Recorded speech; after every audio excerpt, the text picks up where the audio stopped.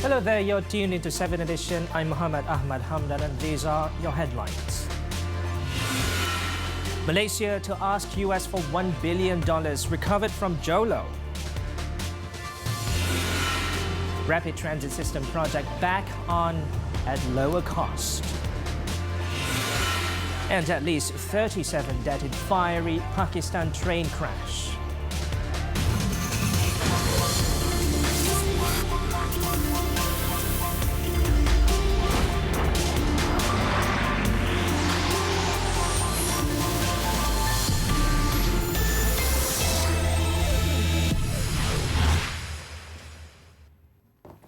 We'll begin tonight's bulletin with this story. Malaysia will ask the United States to hand over the $1 billion in assets it has recovered from fugitive financier Low Taek Joe or Jolo. Prime Minister Tun Dr. Mahathir Mohamad said the government has proved that the assets were bought with Malaysian money. The asset was bought with Malaysian money. We have proof that it is Malaysian money. We will now make a claim to the American government. And loyal trust are the foundation. Meanwhile, Jolo is reportedly residing in the United Arab Emirates and has obtained asylum in another country on the basis of human rights and political persecution. According to various media reports, a fugitive businessperson was in the UAE and had been shuttling between the Middle East and Europe since June. Jolo allegedly was given asylum in August under the Universal Declaration of Human Rights and European Convention on Human Rights. Now, Jolo said he is ready to address issues related to the One Malaysia Development Berhad 1MDB scandal in Malaysia or elsewhere. This after the United States Department of Justice DOJ earlier revealed it has reached a settlement to recover more than $700 million worth of assets acquired by the fugitive businessman and his family using funds allegedly misappropriated from 1MDB. In a statement, the DOJ said that the assets are located in the United States, the United Kingdom, and Switzerland.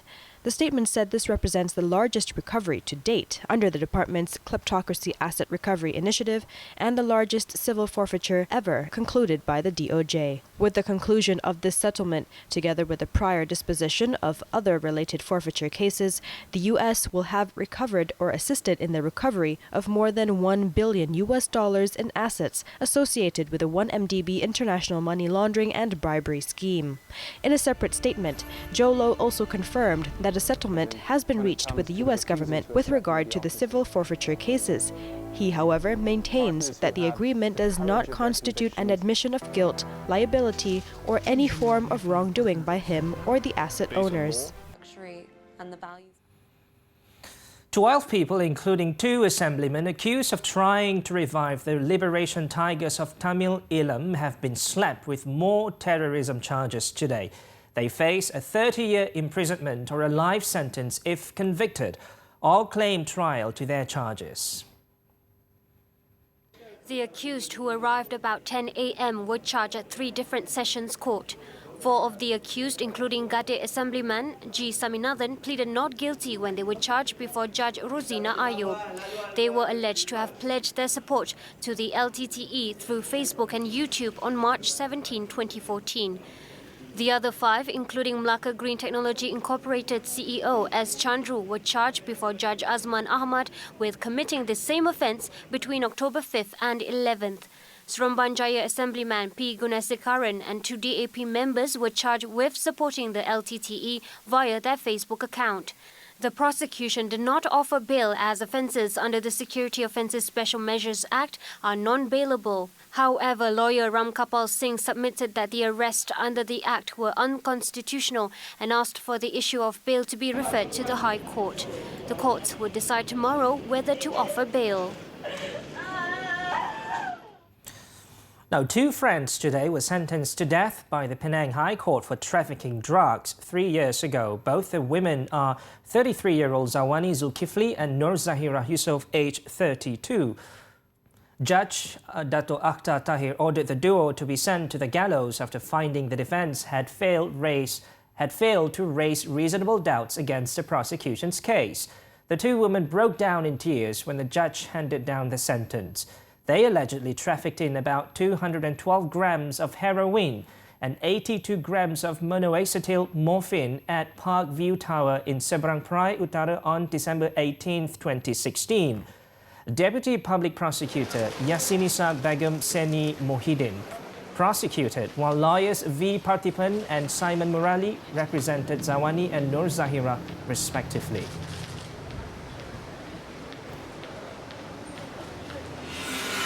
In Malacca, a Bangladeshi man was sentenced to 10 years in jail and 10 strokes of the rotan by the Air Keroh Sessions Court for raping his mentally challenged stepdaughter. The cleaner was found guilty with raping the 21-year-old girl at her house in Malacca Tengah on June 13th last year.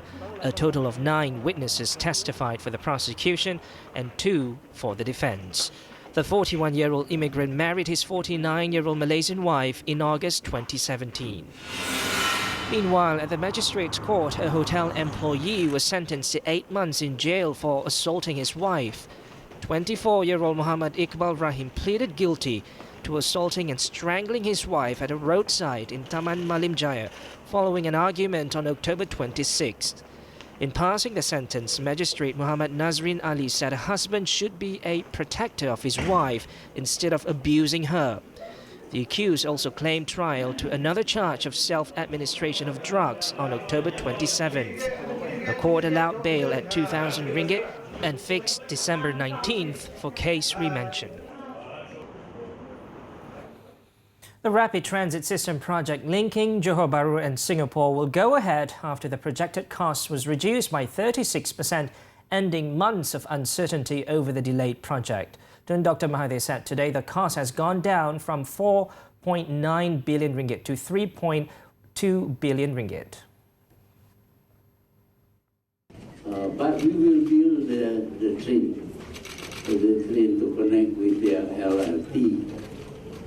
That has already been decided. We will go ahead with that project, and that project will mean that we will solve a little bit the problem of kesesakan lalu lintas. The new RTS project would involve changes to the project structure, scope and specifications. An important feature of the revised project structure of the RTS link is the involvement of the developer or owner of the Bukit Chagar land to fund and enable the project with the land costs waived. Coupled with optimized costs in construction and rail systems, the government would achieve substantial savings, hence making the project more financially viable. The RTS, which will bridge one of the world's busiest border crossings, can carry up to 10,000 passengers an hour each way, more than 30 times the capacity of the existing train service.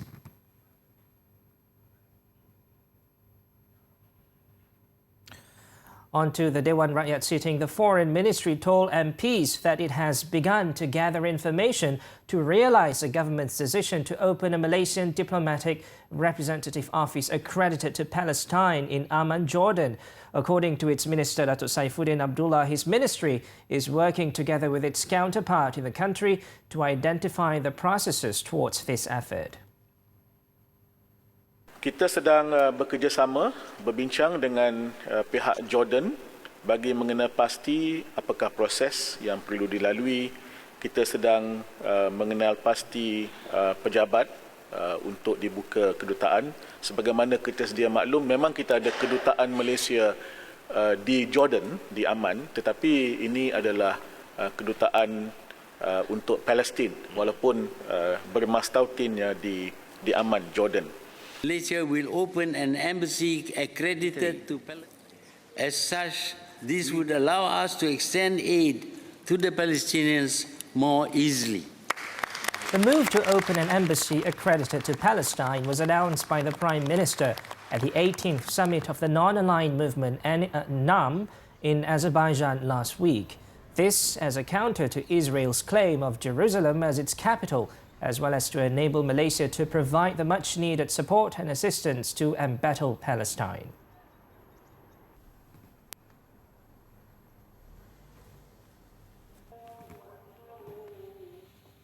Finance Minister Lim Guan Eng said today that Malaysia would not be labelled a currency manipulator when the US Treasury Department releases the second of its biannual report on foreign exchange policies of US trading partners. This after Malaysia was for the first time put on the US Treasury's monitoring list in May for meeting two of its three criteria. Lim said the criteria Malaysia has not fulfilled is the amount of net foreign currency purchased by the central bank to be at least 2% of the gross domestic product or GDP. Bila kita memenuhi dua daripada tiga kriteria, itu telah dianggap bahawa harus dimasukkan dalam watchlist currency manipulation. Dan kemasukan Malaysia dalam currency manipulation watchlist pada bulan Mei 2019 adalah hasil daripada pelarasan penyesuaian semula secara mekanikal terhadap kriteria akaun semasa daripada 3% kepada 2% daripada KDNK oleh Jabatan Perbendaharaan Amerika Syarikat. The finance minister was responding to a question in Parliament over a Bloomberg report on the possibility of Malaysia being included again in the list of US dollar manipulator countries and its impact on the economy.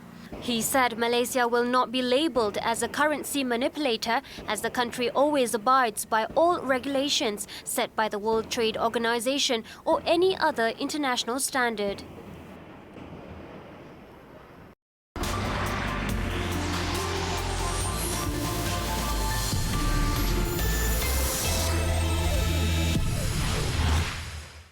Welcome back. Over 70 people were killed and dozens wounded Thursday after a fire broke out on a passenger train in Pakistan due to a cooking accident. Local authorities said a gas stove brought into the train by some passengers blew up before the fire engulfed several carriages. The death toll could rise further as over 40 passengers suffered severe burns. The majority of the victims were Islamic preachers who were going to Lahore to attend a major annual congregation at Raiwind. According to local officials, they were still trying to identify the victims and that the lists of fatalities and those injured were not ready yet. Most deaths occurred from people throwing themselves from the moving train to escape the flames. Prime Minister Imran Khan, meanwhile, has ordered an immediate inquiry to be completed urgently. The incident was caused by the explosion of a gas canister as passengers were cooking breakfast on a stove on the train on Thursday morning. Cooking oil added fuel to the blaze, which spread rapidly, completely burning 3 cars. It is illegal for passengers to bring gas canisters on board, but the rules are frequently flouted. The train was the Tesgam Express, one of Pakistan's oldest and most popular train services, which travels between the cities of Karachi and Rawalpindi. A powerful earthquake with a magnitude of 6.5 struck the southern Philippines on Thursday, causing a hotel on the island of Mindanao to collapse and killing at least 5 people. This is the second fatal quake to hit the island in under 48 hours. The quake's epicenter was 33 kilometers northeast of Tulunan town in Cotabato province. The deadly tremor damaged buildings and sent terrified residents running into the streets as it shook homes, schools and offices. A witness described it as very strong and lasted for a long time. 5 people died in the area, including a village chief, when a wall collapsed on him. A hotel in Kidipawan city that housed other businesses also collapsed, but fortunately there was no one inside during the tremor. However, at least 9 people were hurt at the site. The powerful shaking also caused serious damage to a condominium building in the major southern city of Davao. The latest quake had sparked searches of other seriously damaged buildings that had already been rattled by 2 previous deadly tremors in recent weeks. On Tuesday, a 6.6 magnitude tremor hit the area and killed 8 people and left more than 300 injured.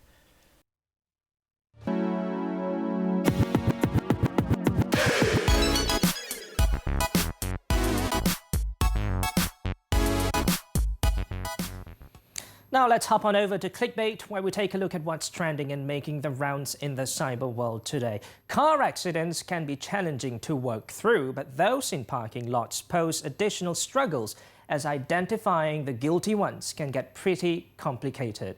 While with the advent of CCTV cameras, determining who is at fault is no longer difficult. One such case had gone viral recently, where a driver who sent a girl flying at a condominium's parking lot blames her over the incident. However, judging from the CCTV footage from the scene, it was clear as day who is liable. Since it was uploaded online, the video has garnered over 300,000 views, and here's the full story.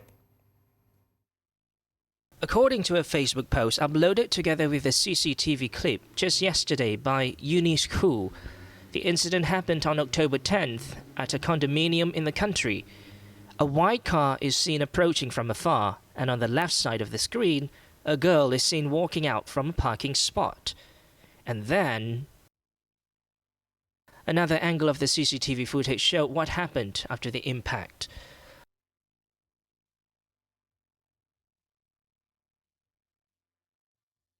According to Koo, the driver and passenger exited their car and then proceeded to scold the victim instead of showing any signs of concern toward her.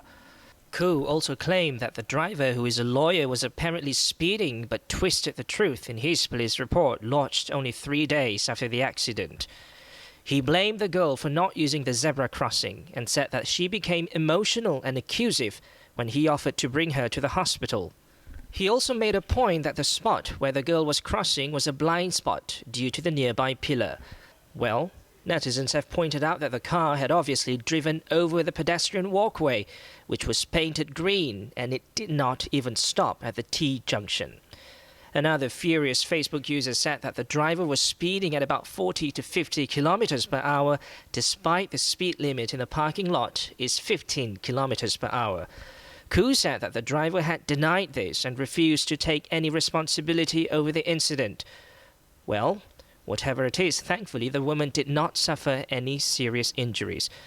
The important thing for all of us to remember is be mindful when crossing or driving in a parking lot.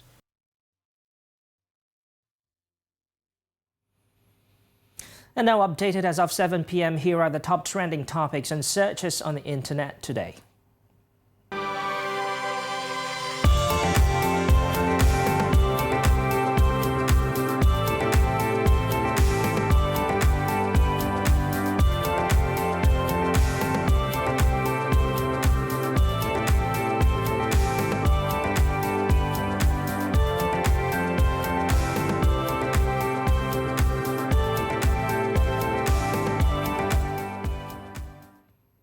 When we return, K-pop sensation BTS ends world tour with millions in profit. Don't go away.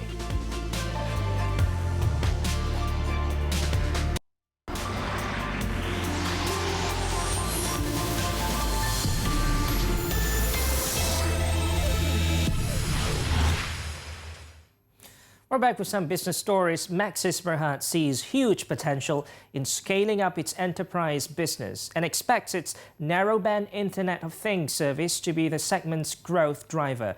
Its Chief Enterprise Business Officer Paul McManus said the firm is investing heavily in the segment, as well as building new capabilities and partnerships with organizations to help accelerate the capabilities of Malaysian enterprises.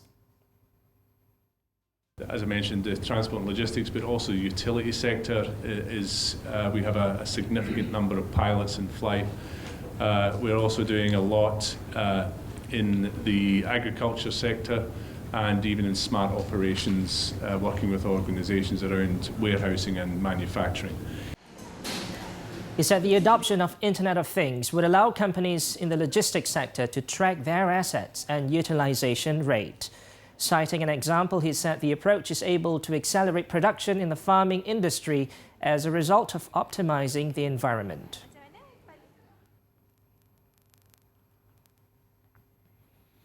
The world's largest smartphone and memory chip maker, Samsung Electronics, saw net profits slump by more than half in the third quarter on Thursday, hit by an enduring downturn in the global chip market.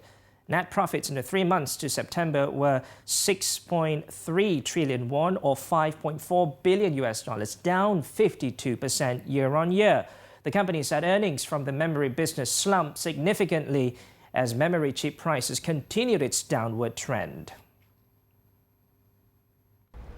The firm is the flagship subsidiary of the giant Samsung Group, by far the largest of the family-controlled conglomerates known as chaebols that dominate business in the world's 11th largest economy. But in recent months, it has been battered by falling chip prices as global supply increases. Samsung said it faces challenges from the US-China trade war and tough export restrictions imposed by Tokyo on key supplies as part of a dispute with Seoul over wartime forced labor.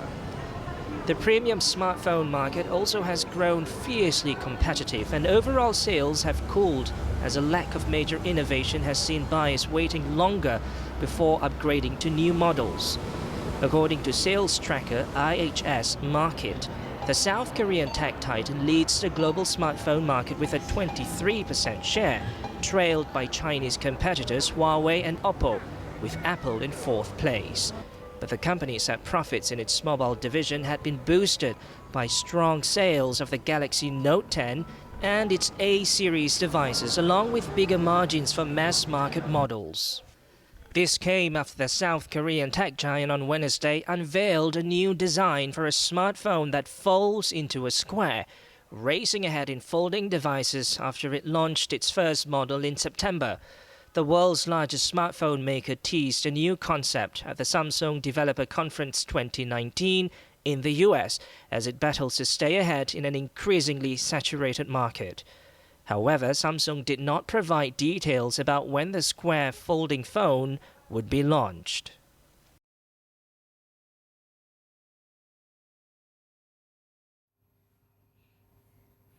Onto the stock market, Bursa Malaysia ended October on a strong note today as investors cheered the interest rate cut by the US Federal Reserve. The FBM KLCI rallied to a 6-week high to finish 18 points higher at 1,598 points, supported by gains in Public Bank. Onto stocks to watch. Alliance Bank Malaysia Berhad will see better days ahead with the absence of write-offs and sharply lower credit charge expected in the second half of 2020. With elevated credit charges having largely been priced in for now, any weakness is an opportunity to buy. Next, Sarawak Plantation Berhad is likely to turn around thanks to the guidance of Tar An Holdings, who emerged as the largest shareholder of the company last year. The ongoing transformation plans carried out by Tar An's management team will help the firm deliver positive results in the form of higher productivity and efficiency in 2020. And last but not least, UMW Holdings Berhad boasts a promising growth outlook backed by a stream of all-new models with better margins, especially Toyota Vios and Yaris. Elsewhere, its 38% owned Perodua is also targeting higher 2019 sales of 235,000 units from the all-new Myvi and Arus.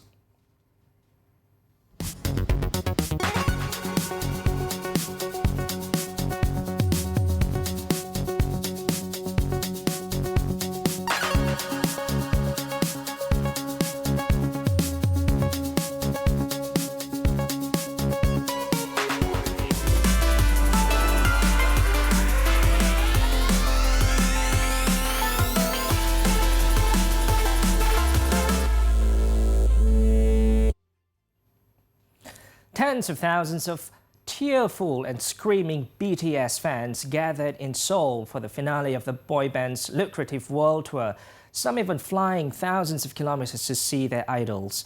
The K-pop group's global prominence reached unprecedented heights this year, becoming the first K-pop group to top charts in the US and Britain, performing a string of sold-out shows in Los Angeles, Paris, and London's Wembley Stadium.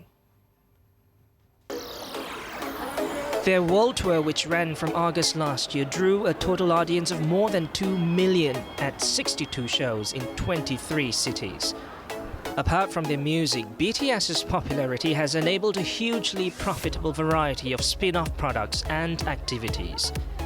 Their merchandise ranges from pens to notebooks to pillows and blankets, and they collaborated with Barbie manufacturer Mattel for BTS dolls, which the US toy maker said lifted its international sales by 10%. Their agency Big Hit Entertainment said they are also starring in a TV drama slated to air next year. South Korea's largest game maker Netmarble also launched the first mobile game featuring the band in June, with a sequel already in the works. The group, which had a huge loyal fan base collectively known as ARMY, are also brand ambassadors for companies like Coca-Cola, Fila and Hyundai Motor. The entertainment company said it posted record revenues of more than 200 billion won, or $171 million in the first half of 2019. But the band's wider economic impact is far larger. In a report last year, the Hyundai Research Institute said BTS is worth an estimated 4.1 trillion won to the South Korean economy annually.